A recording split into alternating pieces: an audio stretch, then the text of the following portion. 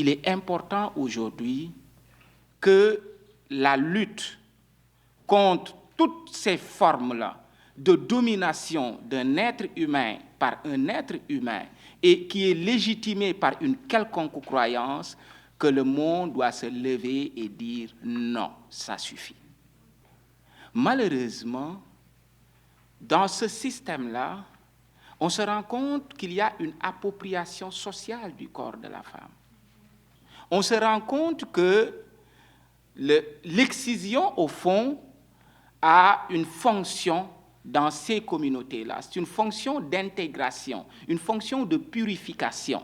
Pourquoi? Parce que le corps physique est l'élément qui est considéré dans ces communautés-là comme étant l'élément de régulation de la moralité sociale.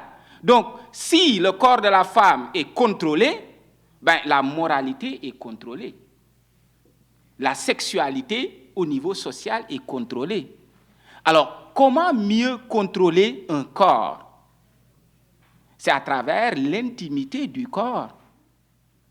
Et ce n'est pas pour rien cette pratique-là vise quoi? Vise le clitoris, qui est l'organe de la sensibilité, qui est l'organe de l'intimité de la femme. Là, on va commencer maintenant à l'observation du corps, qui est une forme de réappropriation psychique. Parce qu'il ne faut pas oublier que le corps physique repose sur un corps mental, c'est-à-dire la représentation que j'ai de mon corps. Ça veut dire simplement que c'est très profond. Et le principal reproche qu'on dit souvent, que beaucoup d'hommes disent, c'est que ce sont les femmes qui le font. Oui, ce sont les femmes qui le font parce qu'il y a un brainwashing. Parce qu'il y a une question de féminisation qui se pose. Tu ne le fais pas, ça veut dire que tu ne fais pas partie de la communauté. Ça veut dire que tu es impur.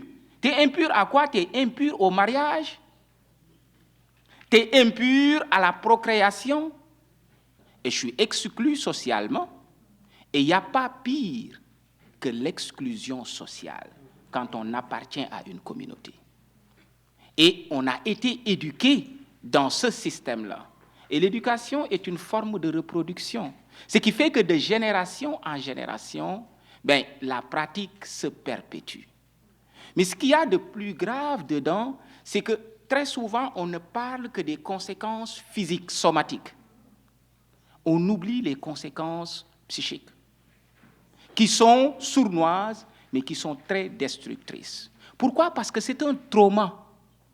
C'est comme quelqu'un qui est amputé d'un membre. Et ce n'est pas n'importe quel membre, c'est un membre de l'intimité de la personne.